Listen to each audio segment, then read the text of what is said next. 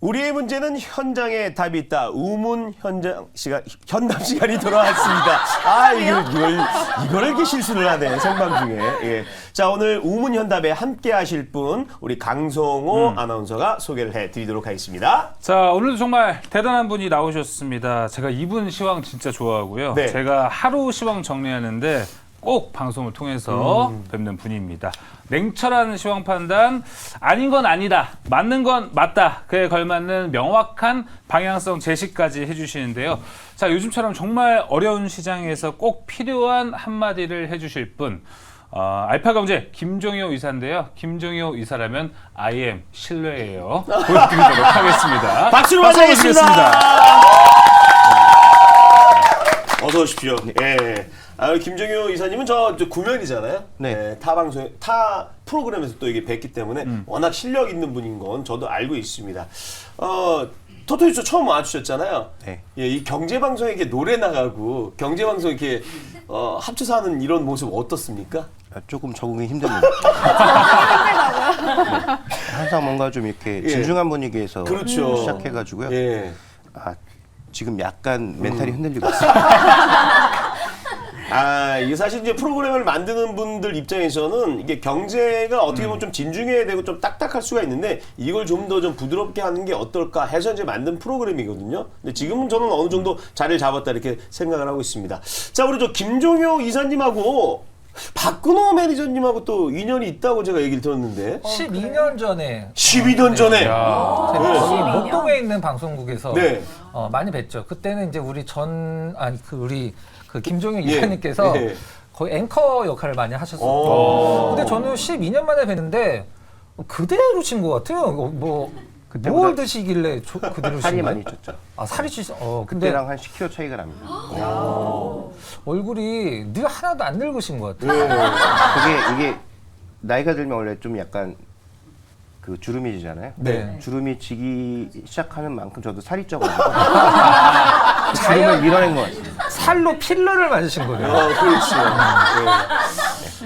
사실 이제 저희가 이렇게 많이 또 웃고 있지만 뭐 이번 주에 시장 분위기를 보면 좀 웃을 수가 좀 없었어요. 이번 주 그렇죠. 너무 네네. 저희 같은 개인 투자자들은 너무 힘든 한 주였습니다. 예. 이 흐름이 좀 이렇게 단기적으로 끝날까요? 아니면 계속해서 연말까지 이어질까요? 어떻게 보세요? 일단 저는 지금 하락 조정이라는 게 시스템 리스크가 발생하지 않으면 네. 예를 들어서 뭐 전쟁이 뭐 제어할 수 없는 뭐 방향으로 간다든지 아니면 뭐 금리가 더 올라가는 그런 극단적인 상황으로 가지 않는다면은 네. 지금 뭐 하락 조정은 80~90%는 진행이 됐다라고 판단하고 있고요. 근데 이제 문제는 현금 있으신 분들은 지금부터 자기가 생각했던 좋은 종목들을 조금씩 사면 되는데 네.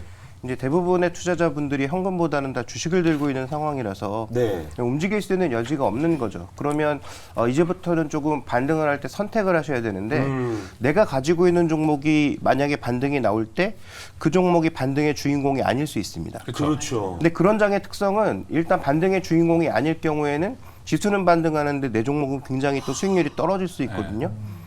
그러면 아예 좀 현금을 만들어 두고 새로운 시장 재편될 때까지 아예 기다리시던지 반등할 때 아니면 좀 더 과감하게 이번에 주도주는 옮겨졌으니까 네. 그 종목으로 빠르게 갈아타서 내가 손실된 부분을 다른 종목의 상승으로 메꿔보겠다라고 하는 결정을 본인이 잘 내리셔야 될 것 같고요. 만약에 저보고 그런 결정을 내리라고 한다면 네. 저는 종목 교체하는 쪽으로 선택을 하고 싶습니다.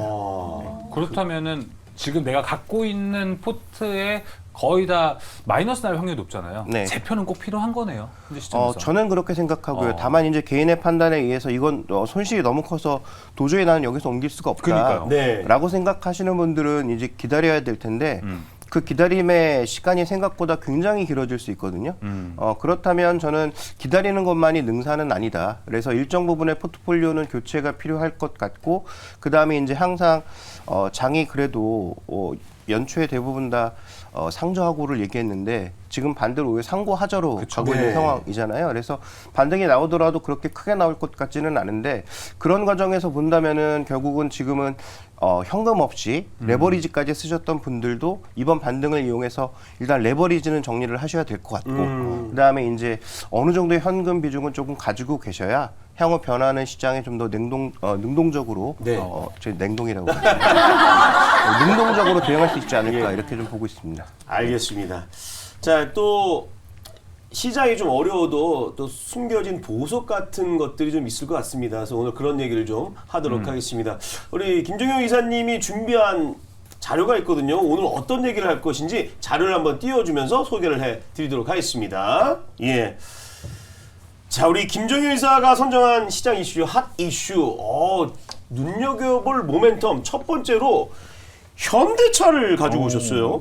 오, 현대차. 사실 현대차 입장에서는 정말로 화가 났거든요. 이번에 실적 발표도 되게 좋게 나왔잖아요. 네. 그럼에도 불구하고 주가는 실적에 비해 올라가질 못했어요. 네. 그런데 지금 가지고 나와주셨어요. 일단 실적이 좋다. 그리고 배당 매력도 있다라는 측면에서 네. 그다음에 뭐 기아나 다른 종목군들의 실적도 전반적으로 좋게 발표되고 있기 때문에 네.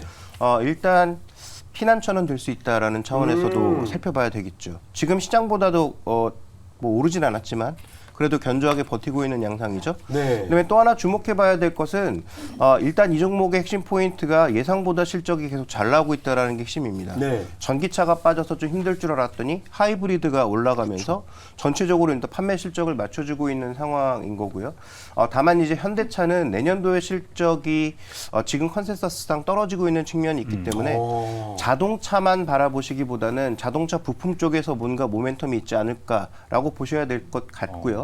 그 다음에 현대차와 기아차 같은 종목군들이 계속 버티는 모습을 보일 경우에는 이들 업종에 일단 뭐 긍정적인 모멘텀이 나타날 수 있다라는 측면에서 주목해 보실 필요가 있겠다. 그 다음에 또 한 가지 이제 오해를 조금 고쳐드려야 될 게 있다면은 현대차가 이렇게 실적이 좋은데 못 오른다는 생각을 많이 하시잖아요. 맞아요. 그 생각은 틀린 겁니다. 왜냐하면 지금 글로벌 전체 판도를 같이 보셔야 되는데 지금 현대기아차가 글로벌 자동차 중에서 지금 뭐 한 3위, 4위 정도 하고 있잖아요. 네. 그러면 그 1, 2위 하고 있는 종목보다 그렇게 싸냐? 그렇지 않거든요. 그 정도 레벨입니다. 다 그 레거시 자동차가 그 정도 레벨이고요. 특히 이제 중국을 모멘텀으로 성장했던 폭스바겐이나 GM 같은 경우, 뭐 GM은 파업 이슈도 있습니다만 중국에서 로컬 브랜드가 성장하면서 이들 판매량이 꺾이고 있잖아요. 이들은 올해 시장 상승과 상관없이 이미 다 신저점을 기록하고 있는 종목들입니다. 현대차는 그래도 도요타, 혼다와 더불어서 미국에서 괜찮은 성적을 보였기 때문에 지금 그들의 상대 수익률을 한번 비교해 보시면 한 40% 격차가 납니다.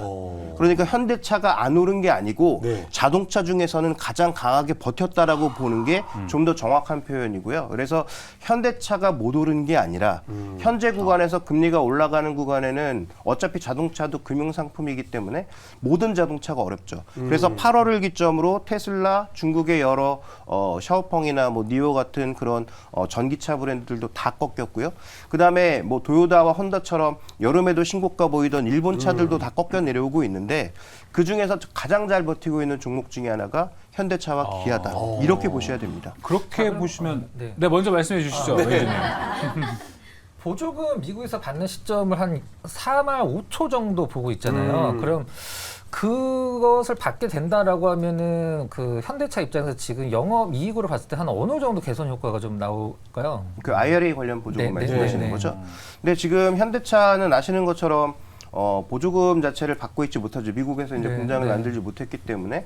그래서 지금 어떤 식으로 하고 있냐면 법인 형태로 지금 밀어내고 있습니다. 네. 리스 차나 이런 쪽으로 렌트 쪽으로 법인으로 밀어내고 있고 실제로 딜러들이 그쪽을 받아가서 하고 있기 때문에 현대차의 지금 가장 큰 문제 중에 하나가 공장 만들어서 지금 보조금 받을 부분보다 지금 당장은 오히려 그 밀어내는 부분 때문에 프로모션비가 급격하게 상승하고 맞아요. 있습니다.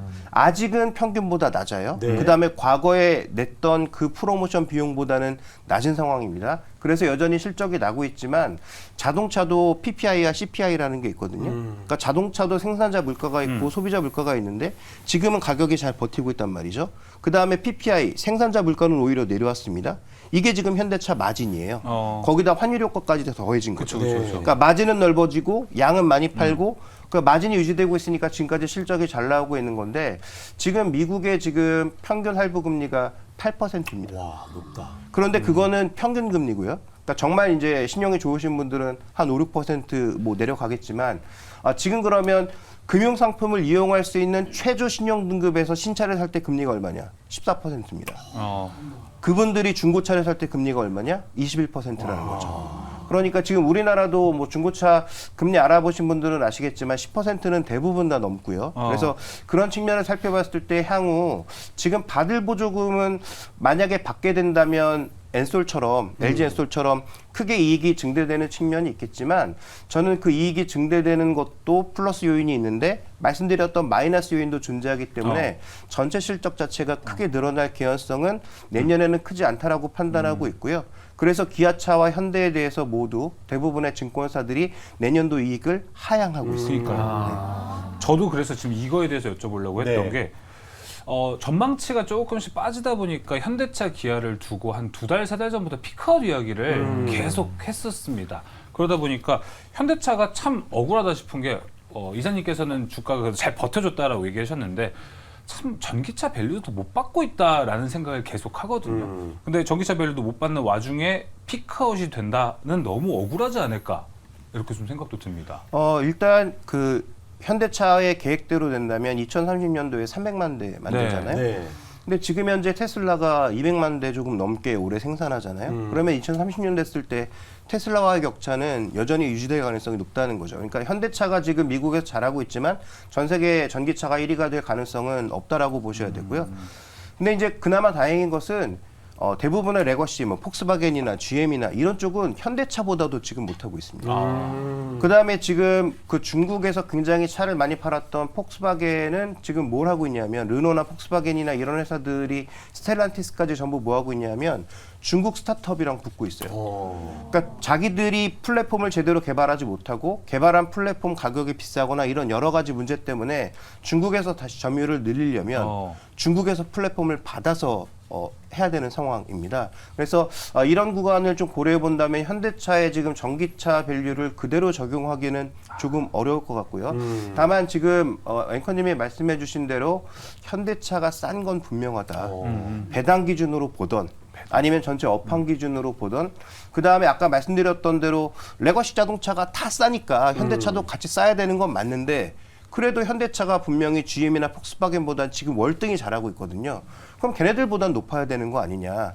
그런 차원에서 저는 지금 여전히 18만 원대에 묶여있는 현대차는 적어도 20만 원 초중반 정도는 가야 제 가격을 받고 있다라고 보고 있고 기아 같은 경우도 이번에 실적이 굉장히 잘 나온 데다가 내년에 이제 본격적으로 EV3, EV4가 나오잖아요. 그러니까 우리나라에서도 드디어 이제 가격에 조금 민감하게 대응할 수 있는 3, 4천만 원대 정도 가격에 보조금 받았을 경우 3, 4천만 원대 들어오는 그런 차량들이 이제 본격적으로 나온단 말이죠. 그런 과정에서 봤을 때는 현대차보다는 완성차 중에서는 기아가 좀 더 좋은 퍼포먼스를 내년에도 기대할 수 있지 않을까 이렇게 보고 있습니다. 그래요. 자, 그 시장에서 뭐 사실 보고서에서도 이제 내년 컨센서스를 좀 낮추고 있고, 그 다음에 지금 현대차 같은 경우도 지금 주식이 어디 가줄 때 안 가졌지만 그게 아니라 오히려 잘 버텨준 게 좋다라고 말씀을 해주셨어요. 자, 그렇다면 내년에 좋다라고 볼 수는 없지만 그래도 담아야 되나요, 현대차를요? 만약에 보유하고 계시다면 네. 저는 뭐 시장이 좋아질 경우 가장 탄력적으로 움직일 수 있는 종목 중에 하나가 될 수 있다라는 측면에서 보유하셔야 되고요. 그다음에 신규 매수를 고민하신다면 이걸 전체적으로 다 담을 수는 없죠. 포트폴리오에 아주 많은 비중을 담을 수는 없겠지만 저는 현대차보다는 기아차를 중심으로 오히려. 담아볼 필요가 있다. 다만 여기서 이제 주의하셔야 될 것은 우리가 이미 과거 사례에서도 봤습니다. 삼성전자 2021년도 1월 달부터 2년간 떨어졌어요. 네. 이익의 정점은 2022년이었습니다. 그래서 내년도에 설사 이익이 더 개선된다고 하더라도 현대차 주가가 뭐 전고점 치고 나가서 25만 원 넘는 아주 강한 모습을 보일 거라는 기대는 낮추시고요.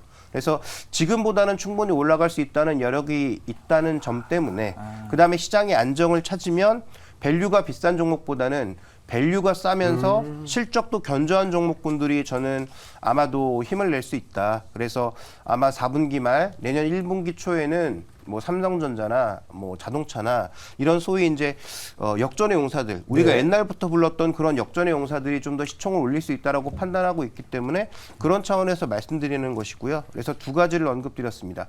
종목으로 보면 기아차가 낮다고 보고 있고요. 그다음에 첫 번째로 보셔야 될 것은 목표 수익률을 너무 과도하게 높게 잡기보다는 적절한 수준에서 바라보시는 것. 아까 말씀드렸던 기아차 기준으로는 10만 원을 조금 넘어가는 정도의 가격이 저는 적정선이 아닌가 이렇게 판단하고 있습니다. 알겠습니다. 자, 이렇게 해서 첫 번째 모멘텀에 대해서 저희가 좀 살펴봤고 두 번째 모멘텀 우리 김종효 이사는 어떤 걸 준비해 오셨는지 자료 한번 보도록 하겠습니다. 눈여겨볼 모멘텀은 전기차 이렇게 나왔습니다. 제가 첫 질문 한번 먼저. 예, 그러세요. 원고에는 없는 질문인데 저는 개인적으로는 상당히 궁금하거든요.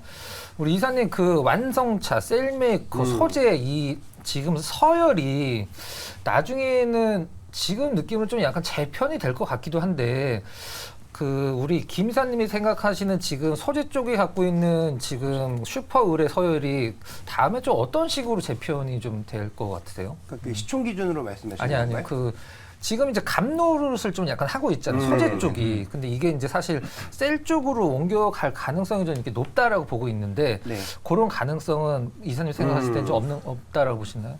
일단 뭐 같이 전문가신데 네. 저한테 또 진행자시니까. 근데 제 생각은 뭐 제가 어차피 뭐 이쪽의 전문가는 아니지만 그냥 주식 관점에서 말씀을 드리자면 저는 말씀하셨던 것처럼 앞으로 점점 뭐 셀메이커나 아니면 자동차 메이커 쪽으로 좀 더 흐름이 이동할 가능성은 있고요. 그다음에 소재 쪽에서는 결국은 머니 is 파워, 돈이 힘이다. 그래서 소재 업체도 올해는 워낙 뭐 에코프로 그룹이 많이 올라서 네. 이들에 대한 충성도도 높고 여전히 좋게 보시는 분들이 많고 여전히 좋은 기업이지만 그럼에도 불구하고 결국은 캐펙스 싸움일 수밖에 없거든요. 네. 이거저거 다 만들어야 되고 여기저기 공장 다 지어야 되고 그러면 결국 필요한 건 돈입니다. 그런데 뭐 아시는 것처럼 에코프로 그룹은 약간만 메탈 가격 흔들려도 바로 이익이 급격히 떨어지죠. 네. 그러면 자신이 현금을 창출하지 못하는데 그런 캐펙스를 몇천억 단위로 계속 조달하려면 결국 빚을 져야 되는데 아까 이제 자동차에서 또 금융상품 말씀을 드렸잖아요. 네. 금리에 가장 민감한 거란 말이죠. 그럼 금리가 지금 폭등하고 있는 그런 상황에서 미국 연준의 여러 위원들이 하이어포를 온 거라고 했는데 그런 관점에서 보면 그렇게 높은 금리의 그 캐펙스를 계속 감당할 수 있나?에 대해서는 고민에 빠지는 거죠. 그러니까 말씀드리면 질문해 주셨던 대로 저도 셀메이커 쪽으로 뭔가 좀 이동하지 않을까라고 보고 있고요. 소재 업체 쪽에서는 머니즈 킹이기 때문에 결국은 현금 창출 능력이 있는 LG 화학과 그다음에 포스코 쪽으로 좀 더 이제 지금도 중심이 좀 있긴 하지만 더 중심이 옮겨지지 않을까라고 판단하고 있어서 소재 업체에 대해서는 조금 이제 냉정하게 보실 때는 됐다. 그래서 아마 올해 그 한 7월 달처럼 그렇게 가파르게 상승하는 것을 우리가 동일하게 기대하기에는 당분간은 쉽지 않고 제가 말씀드린 게 만약에 틀리려면 다시 전기차가 가격에도 불문하고 사람들이 다시 막 사주는 정말 가격을 불문하고 전기차라고 하면 모두 살 수 있을 만한 그런 모멘텀이 마련돼야 되는데 그런 모멘텀이 아직까지는 좀 쉽게 보이지 않는다. 이렇게 좀 말씀드리겠습니다. 혹시 레거시 자동차라고 내연기관 자동차의 종말을 선언하는 국가들이 속속 나오고 있으면서 네. 2025년 빠르면 늦으면 2040년에는 이제 내연기관 차량 판매를 금지한다는 계획이 나오고 있는데 네. 진짜 자동차, 내연기관 자동차 종말이 올지 궁금합니다. 근데 저는 어떤 식으로든 오지 않을 것 같고요. 그러니까 여기 오지 않는다라는 얘기는 내연기관차가 계속 남는다는 건 아니고 소위 이제 내연기관차를 선호하시는 분들, 특히 뭐 페라리나 정말 고가의 자동차를 타시는 분들은 그 특유의 엔진음, 그르릉거리는 그 맞아요. 엔진음을 잊지 못하시는 분들이 분명히 있기 때문에 그분들이 수제 제작을 통해서라도 아마 몇 대 정도는 남기지 않을까라고 생각을 하고요. 그다음에 또 하나의 포인트는 지금 이제 계속 이게 화두가 되고 있어서 서로 이제 자신이 좋게 보는 쪽에 주장들을 강하게 하고 계신데 네. 뭐 이퓨얼 이라고 하는 것 때문에 지금 유럽에서는 이퓨얼 결국 이제 석유라고 하는 게 그 원소 기호로 보면 탄소에다가 수소를 섞은 거거든요. 어떤 배율로 섞느냐에 따라서 그게 이제 석유도 되고 뭐 디젤도 되고 네. 알코올도 되는 것이기 때문에 그걸 이렇게 잘 섞는 것에 따라서 결국은 지금 합성유를 이미 만들 수가 있고요.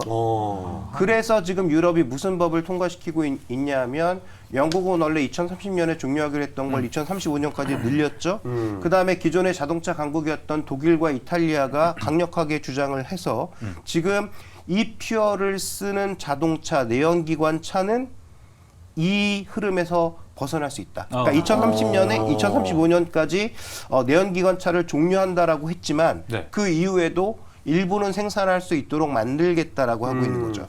근데 이제 이 이퓨얼 합성 석유의 역사가 엄청나게 긴데요. 이게 2차 대전부터 시작한 겁니다. 꽤 됐네요. 네, 그러니까 2차 대전 때 독일이 지게 된 여러 가지 이제 계기가 있고 뭐 이유가 있지만 결국은 영국이 잡았던 중독의 석유를 독일은 잡지 못했기 때문인데 그래도 독일이 끝까지 버텼던 건 석유를 가져다가 여기다가 이제 다른 걸 섞어서 합성 석유로 썼거든요. 그러니까 이 기술이 지금 뭐 남아프리카 공화국으로 전해지고 있고 여전히 남아있는 기술 속에서 지금 이퓨얼이라는 건 어떤 개념으로 쓰고 있는 거냐면 결국은 탄소를 줄이거나 낮추자는 거잖아요.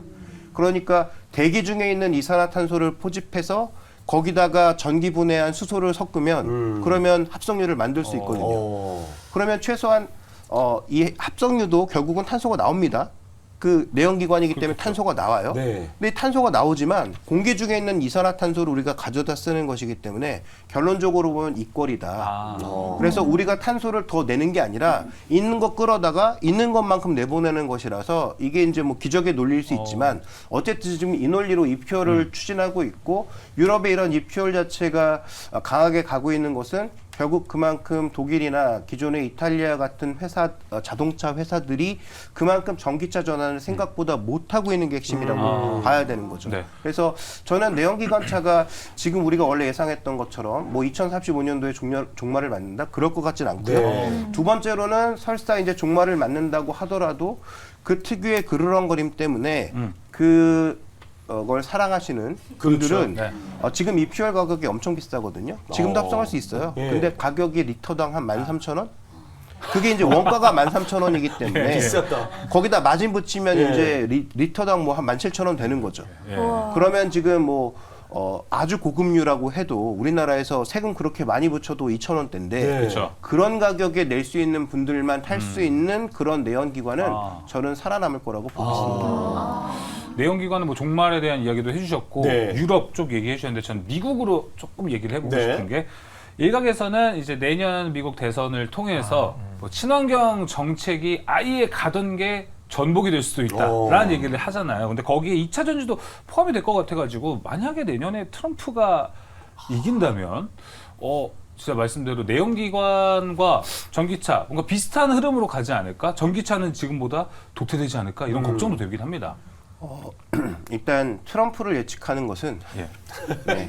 지금은 그래요. 지금은 트럼프가 앞서고 있더라고요. 네. 네. 그러니까 그분이 일단 뭐 대선에 나올지 안 나올지도 잘 모르겠지만 예, 네. 대선에 나와서 이긴다고 하더라도 트럼프 대통령이 될 분의 정책을 예상하는 것 자체가 저는 뭐 어렵다고 아직은. 판단하고 네. 있기 때문에 질문에 대한 정확한 답은 드리긴 좀 어려울 것 같고요. 다만 우리가 지금 미국에서 최근에 나타나고 있는 변화 중에 한마 눈여겨봐야 될 건 뭐냐면 여기도 결국 가격의 문제로 귀결되고 있습니다. 가장 최근에 나온 두 가지 뉴스를 말씀드릴 필요가 있는데 원래 GM하고 혼다가 협력해서 아큐라 브랜드로 전기차를 생산하려고 네. 했는데 이걸 굉장히 저가의 전기차를 생산하려고 했단 말이죠. 근데 이게 최근에 드랍됐습니다. 혼다는 입장이 나오지 않았고요. GM 쪽에서 이제 그 기사를 뭐 로이터발 이런 쪽으로 냈기 때문에 제가 보기엔 아마 GM이 깬 게 아닌가라고 싶은데 그러면서 자기 GM은 이것과 관련 없는 얘기다라고 했는데 바로 이어나온 기사가 뭐냐면 원래 볼트라고 해서 우리나라에도 일부 들어와 있는 차인데요. 그 동글동글하게 생긴 전기차 있습니다. 네. 초기에 나온 GM 쉐보레 이제 볼트라는 차가 있고 그 다음에 이제 최근에 나온 거 볼트 EUV 볼트라고 해서 또 다른 차가 있는데 그 초기에 나온 볼트가 인기가 별로 없고 효율이 떨어져서 원래 없애기로 했습니다. 근데 갑자기 이 뉴스 나오기 이전에 볼트 다시 살려서 가겠다. 라고 얘기했고요. 그 다음에 볼트를 살려가기로 하면서 거기에 이제 LFP 배터리를 쓰겠다. 그래서 낮은 저가의 전기차를 내놓겠다고 했습니다. 네. 그러면서 이제 GM 쪽에서는 둘 연관 없는 거다. 우리가 혼다랑 안 하는 거랑 볼트 내놓는 게 연관 없다고 했지만 이건 누가 봐도 앞뒤 맥락을 살펴보면 혼다랑은 가격이 안 맞아서 포기한 거고 그러면 쉐보레 볼트라고 하는 원래 차량을 포기하지 않고 더 싼 중국의 LFP를 가져와서 소위 얼티엄 시스템으로 쓰겠다라고 얘기한 것은 미국도 향후 전기차를 말씀 앵커께서 질문해 주신 대로 떨어뜨릴지는 모르지만 네. 결국은 중국산 LFP를 쓰지 않는 것은 생각보다 굉장히 힘든 일이 될 수도 있겠다. 그러니까 이 얘기는 우리 입장에서는 NCM이 최고고 당연히 진짜로도 최고고 네. 우리 NCM이 천하통일을 하면 좋겠지만 그게 그렇게 쉽지 않은 얘기라는 거죠. 그래서 아마 미국 시장에 저는 전기차가 급격하게 축소되는 일은 없을 거라고 예. 생각하고요. 그거보다 본질적인 문제는 결국은 이 시장을 우리가 중국의 LFP와 나눠 가질 수밖에 없는 상황이다라는 것이 좀 더 문제일 것 같고요. 네. 그럼 아마 이렇게 반문하실 수도 있어요. 우리도 LFP 만든다. 맞아요. LG 엔솔이 이제 시작하고 있잖아요. 근데 2026년에 나오고요. 더 중요한 문제는 LG 엔솔이 과연 LFP 배터리를 냈을 때 중국보다 싸고 효율 좋게 내놓을 수 있을까에 대해서는 그건 또 확인해 봐야 되는 네. 내용이 아닐까 이렇게 보고 있습니다. 알겠습니다. 우리 김정용 의사님이 거의 이야기 보따리라서 얘기가 아주 쭉쭉 나옵니다. 그래서 바로 시간 관계상 세 번째 모멘텀으로 넘어가도록 하겠습니다. 세 번째 모멘텀 한번 보도록 하겠습니다. 자, 눈여겨볼 모멘텀은 마지막입니다. 자동차 부품 이렇게 나왔습니다. 예. 뭐 자동차 업계에 대해서 지금 다양하게 얘기를 나누고 있는데 지금 자동차 부품주 뭐 시장에서 지금 슬슬 뭐 시동을 걸고 있나요? 어때요 지금 분위기는요? 일단 뭐 여러 부품주를 말씀드리긴 어려울 것 네. 같고 저는 뭐 중소형주를 잘 보지 않고 잘 모르기 때문에 그럼 현대모비스? 네, 그 모비스를 말씀드리려고 하는 이유가 뭐냐면 예. 두 가지인데요. 일단 그 빅3, 현대차 빅3 중에서 유일하게 4분기와 내년에 모두 이익 컨센서스가 올라가고 있는 종목입니다. 근데 올라가고 있는 이유가 뭐냐면 이 종목이 그동안 비용 문제, 여러 가지 문제로 인해서 수익성이 안 좋았단 말이죠. 네. 그런데 이게 내년도에 조금 개선되면서 이익 컨센서스가 일단 올라갑니다. 그래서 최근 들어서 수급이 엄청 개선되고 있는 모습이고요. 네. 그다음에 또 하나 이제 주목해볼 포인트가 뭐냐면 현대기아차가 언제 차를 가장 잘 팔았을까? 물론 지금도 굉장히 잘 팔고 있고 이익도 잘 내고 있지만 네. 2019년도, 20년도에 코로나 올 때 다른 회사들은 전부 휘청이고 반도체 부족하다 난리 날 때 유일하게 부품 수급 제대로 하면서 미국으로 차를 빠르게 공급했던 게 현대기아차입니다. 그게 이제 한 3년, 4년째 되고 있거든요. 그러면 이제 뭐가 돌아올까? 이 차들이 한 6만 킬로, 7만 킬로 돌아다니기 시작하면서 부품을 교체하거나 부품을 교체할 수 있는 그런 여력들이 만들어질 수 있다라는 거죠. 그렇죠. 그다음에 AS가 발생할 그런 상황들도 네. 많아지고 있죠. 그다음에 지금 당장 시작할 일은 아니지만 현대차 인증 중고차가 또 시작됐습니다. 맞아요. 네, 그런 부분들도 우리가 생각해 본다면은 향후 이제 부품 쪽에서 공인된 인증된 어떤 부품의 사용량이라든지 그다음에 전반적인 서비스의 질이 개선될 가능성 이런 것들은 좀 생각해 봐야 되지 않나라고 판단하고 있기 때문에 저는 일단 모비스를 말씀을 드리고요. 그다음에 이제 또 한 가지 주목해 봐야 될 것은 종목 중에서 보면 LG전자라고 보고 있는데 LG전자. 이제 변신한 것 같아요. 그렇죠. 네, 그 VS 사업부의 이제 빠른 성장과 예. 수주 잔고를 보면은 LG전자도 이제 가전만으로 봐야 되느냐 아니면 자동차 부품주로 조금 다르게 봐야 되느냐라는 판단하고 있고요. 실적 때문에 급락했지만 삼성전기도 테슬라나 여러 회사들의 카메라 모듈과 관련된 부품들을 공급할 가능성이 있기 때문에 먼 의미에서 보면 ID 부품에서 자동차 부품으로 거듭나는 회사 보셔야 됩니다. 네. 네, 그 부품 할 때 항상 빠지는 데가 하나 있어가지고 네. 타이어 얘기 좀 타이어. 해보면 어떨까 해요. 여기도 반등을 시도하면 되지 않을까라는 생각이 들어요. 뭐 여러 가지 리스크가 있었고 예전에 뭐 해상모님이 하도 높아가지고 리스크가 됐던 거 좀 많이 없어졌고 차량용 반도체도 좀 해소가 되는 부분이 있고 문제는 이제 아직은 합성 고무 때문인 것 같긴 한데 이런 리스크가 다 없어져야 올라가는 건가? 아니면 정말 자동차가 많이 팔리고 있다는데 생각보다 타이어가 잘 안 가는 것 같더라고요. 네.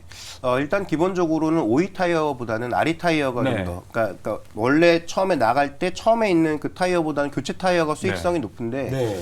차량 판매가 일단 둔화되기 시작하면서 이 교체 타이어가 그동안 좋지 않았던 거죠. 그래서 교체 타이어의 전반적인 수익성이 늘고 말씀하셨던 비용이 떨어지는 게 좀 더 맞는다면은 저는 뭐 한국 타이어가 좀 더 좋아질 가능성이 있는데 문제는 한국 타이어는 유럽 비중이 높습니다. 네. 아, 맞아요. 그래서 유럽 쪽의 전반적인 시황이 그렇게 크게 개선되지 않는다면 조금 부담일 수 있고요.